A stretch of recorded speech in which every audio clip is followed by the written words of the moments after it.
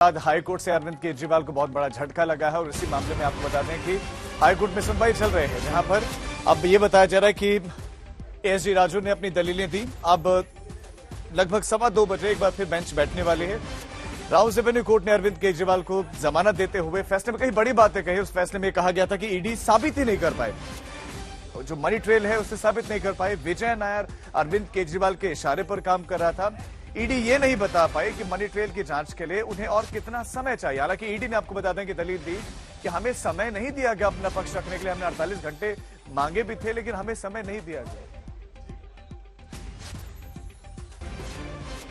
नमस्कार। इस अनशन से पहले मैं आपसे कुछ शेयर करना चाहूंगी। अभी कल ही आपके मुख्यमंत्री को बेल मिली। अभी सुबह ऑर्डर अपलोड होना था, ऑर्डर अपलोड नहीं हुआ और ईडी हाई कोर्ट पहुंच गई ऑर्डर को स्टे करवाने के लिए। इतना ये तो ऐसे हो गया as if Arvind Kejriwal is the most wanted terrorist of India.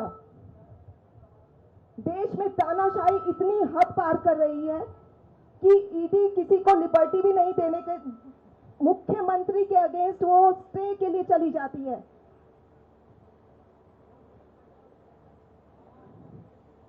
अभी हाईकोर्ट में फैसला आना बाकी है। आशा करते हैं कि हाईकोर्ट न्याय करेगा। मुझे लगता है कि एक जांच एजेंसी, माननीय न्यायालय और एक अपराधी के बीच का मामला है। माननीय न्यायालय जो निर्णय करेगा सबके सामने आएगा, लेकिन बेल मिलने का मतलब अपराध मुक्त होना नहीं होता।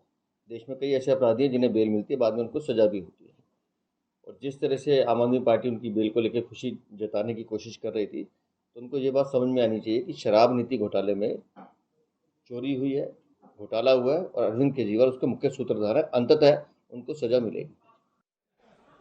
दिल्ली की राउस रेवेन्यू अदालत यानी कि लोअर कोर्ट ने जमानत दी तो हाई कोर्ट में ईडी प्रवर्तन निदेशालय चला गया। निचली कोर्ट ने हमें नहीं सुना, हमें सुने बिना ही जमानत दे दी। ये कहा जल्दी में मामला निपटा दिया गया। ये आरोप सीधे सीधे प्रवर्तन निदेशालय यानी कि ईडी की तरफ से लगाया गया। नियमों की बात कर दी गई कि नियमों को भी तोड़ा गया है, हमारी बात नहीं सुनी गई है और हमें मौका नहीं दिया गया और सीधे जमानत दे दी गई है। रिहाई रुकनी चाहिए। हाईकोर्ट में ईडी इसलिए गया है प्रवर्तन निदेशालय कि ये जो रिहाई और रुकनी चाहिए। 7 घंटे तक सुनवाई हुई थी।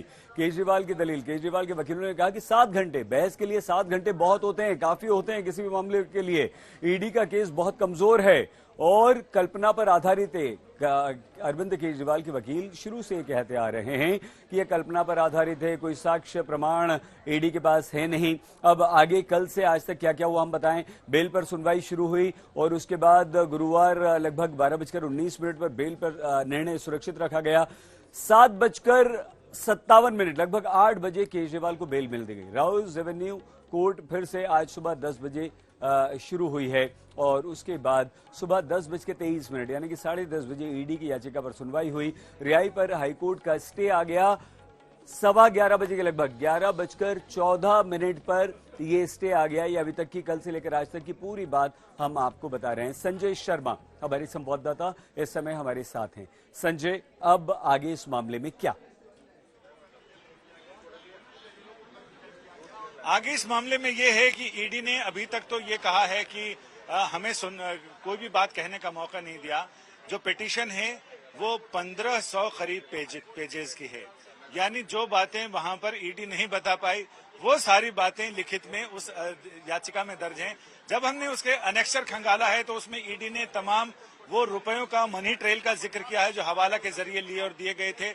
कई ऐसी चीजें हैं जिसमें एक न्यायाधीश के साथ, हाईकोर्ट के न्यायाधीस के साथ अरविंद केजरीवाल की मुलाकात की बातें भी हैं। फिलहाल हमारे साथ सुप्रीम कोर्ट में वकील हैं और पीएमएलए मामले के विशेषज्ञ भी हैं, पुष्कर शर्मा। पुष्कर से हम बात करते हैं कि जो दलीलें ईडी ने दी हैं उसको लेकर कितना वो एग्जिस्ट करती हैं अदालत के सामने।